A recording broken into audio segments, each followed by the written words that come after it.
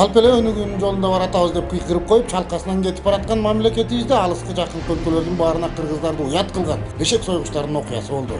Анан эле артынан коомдук тамактануу жайларына таратылыптыр дегени маалымат тарап, элдин эсин эки кылып, мен эшектин этин жедимби, жеген жокмунбу, ай ушу жедим го деген күмөн ойлордун ортосунда калган. Мына ушул көрүнүштөргө күбө болуп, анан ошол тез даяр болчу тамактардан өзүбүз да, ага тууган ини карындашыбыз да жейт эмеспи? Эмнеси болсо да чын бышыгын билели деп журналисттик иликтөө баштадык. Мага окшоп иштеген, кафе иштеткен, ошол тамактануу тармактарын иштеткен адамдар мундайды киргизбейт деп ойлойм мен. Биз качан эле ач калабызбы, ток калабызбы, казаныбызга арам нерсени качан салганбыз? Биз ачкадан өлгөндө да андай нерсени салган эмеспиз. Андай бизде андай тарбия болгон эмес, андай салынбайт Кыргызда.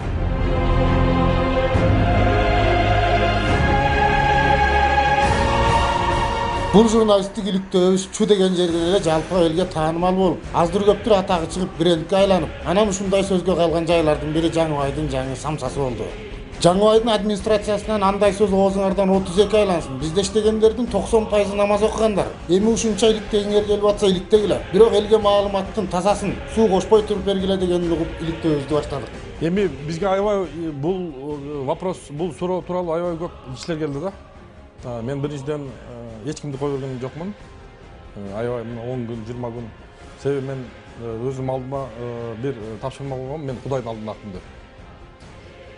Себеби бул келгендердин мен карасам ар ким ар түрлүү ойдо келди да. Бирине, например, бир өзүнө, может, менин оюмча өзүнө ушундай жаңылыктарды бир өзүнө бир иштин жыйынтыктары керекпи же кандай керек аябай көп адамдар келди. Мен айтканмын, мен Кудайдын алдында акмын. Мен эч кимди тааныбайм. Мен өзүмө керектүү гана, өзүмө ишеничтүү гана адамдар менен иштешем. Иштеп келатам 5 жылдан бери, дагы эле ушундай иштей берем. Деп эч кимди киргизген эмесмин. Анан бул окуялар аябай кийин күч алып курушуп кеткенден кийин бизге чалуулар аябай көп болуп атты. Кардарлар тарабынан, кардарлар, клиенттер тарабынан, тамак ичкен кардарлар тарабынан мен 5 жылдан бери эмне жеп жүрөм, мен 3 жылдан бери эмне жеп жүрөм, кыш менен мен эмне жедим, эмненин этин жедим деген суроолор. Мен эң түйшөт болгон, мен силерге азыр жооп берип силер киргизгениме мен түрткү болгон ушул сөздөр болду да. Бизди бул сапарыбыз Бишкектин сыртында Новопокровка айылында жайгашкан сарайга алып келди. Биздин максат бул Жаңыбайдын самсасына келген кайдан, кандай жолдор менен келет деген суроого жооп алуу эле. Бул сарайда бордолуп айланып жаткан букалардын саны 165 экен. Арасында азыр сойсоң азыр, анан сойсоң анан даяр деген букалардын 80-90-ун көрүп, бул мал багуучу жайдын ээсин кепке тарттык. Мына мен ушу 2017-жылдан бери Жаңыбайдын самсасы менен тыгыз байланыштабыз. Эт боюнча бизден алып турушат булар. Кайсы балда болсун бизде эт болуп турат. Бул жактан 2 сарай, 3 бул жакта, оң жак, бул жакта, сол жактагы сарайлар бизге караштуу.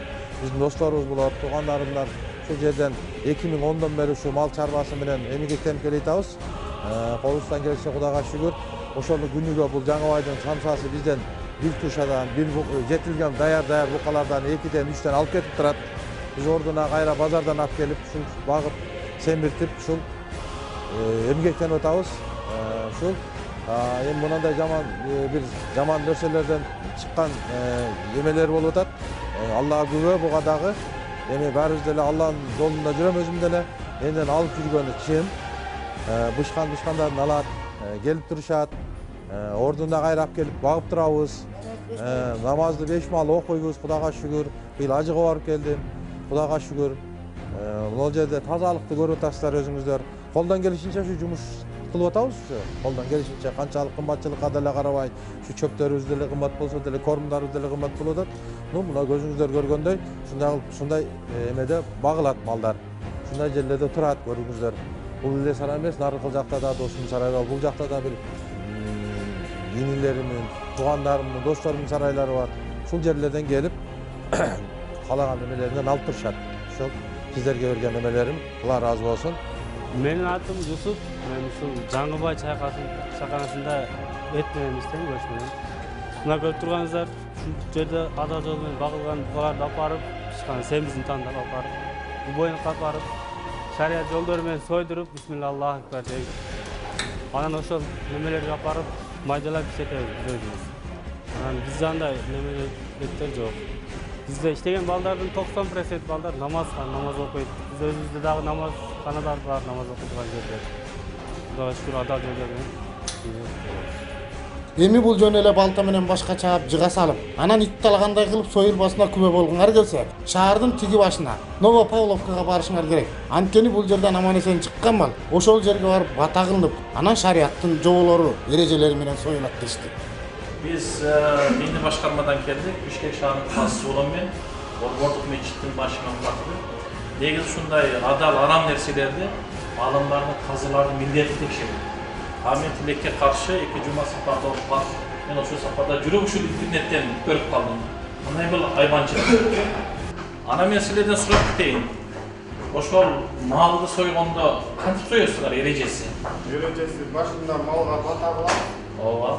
Kılmanı qarab qo'yib, anan Qur'onni olganda Qur'on o'qishadi.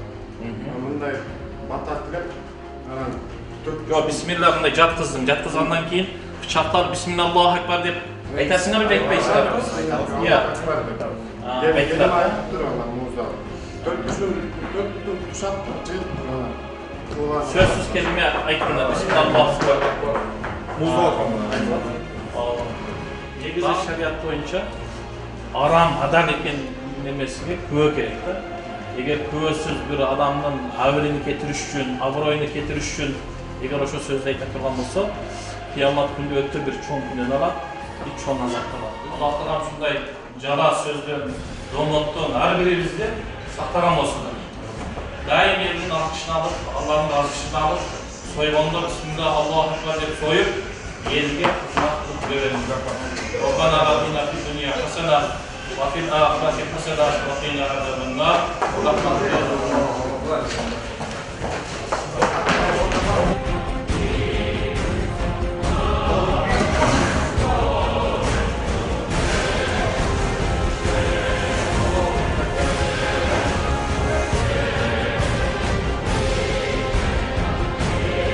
Мына ушинтип союлган малдын эти келип, анан муздаткычка түшөт да, бычактарын жалаңдатып кайра кайрап турган касапчылар бөлүп берип, анан эл жеген самсы, куурдак, беш бармак дегеле этке жакын кыргыздын сүйгөн тамактарын айланып, анан кыргызча улуттук форма кийген кичпейил кызматчы кыздардын колуна түшүп, күтүп аткан кардарларына жетет экен.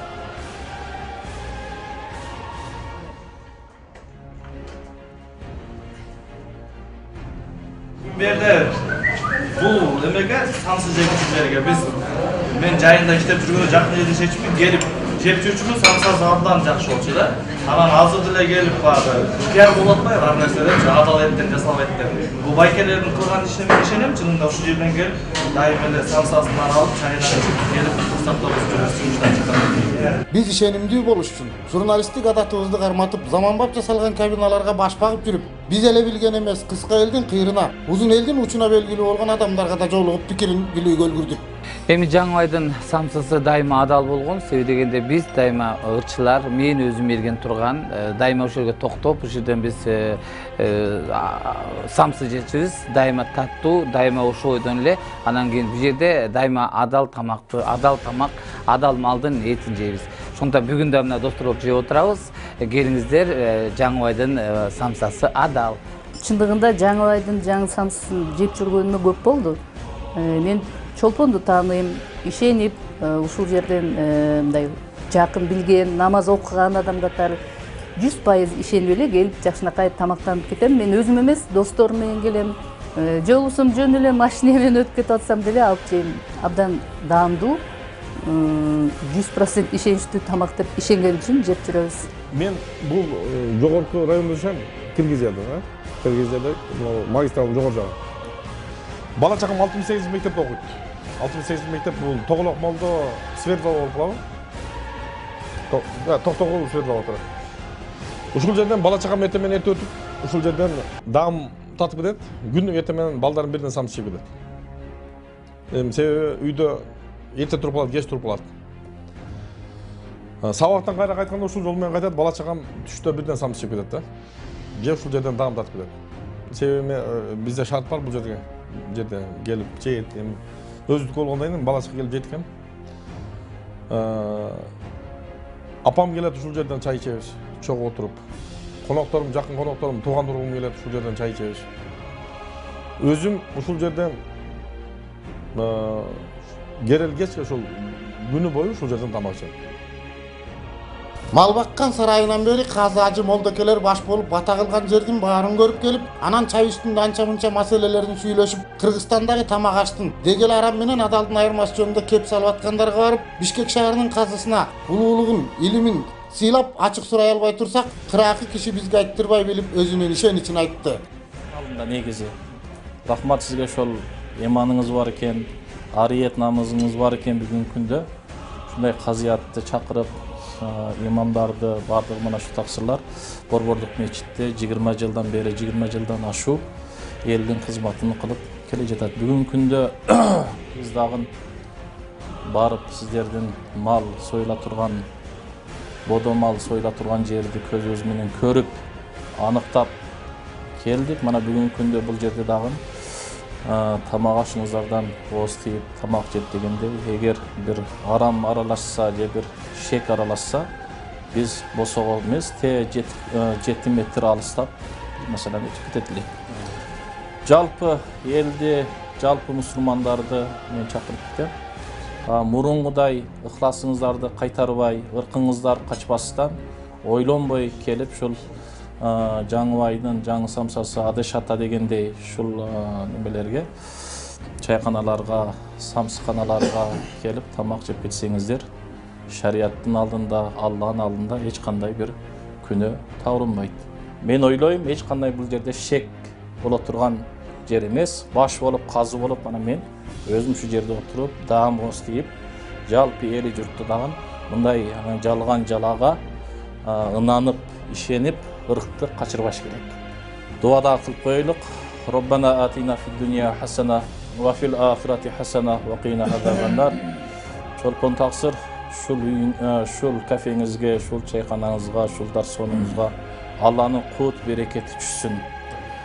Кандай тилек максатыңыз болсо, Аллах таалам толук тилек максатты берсин.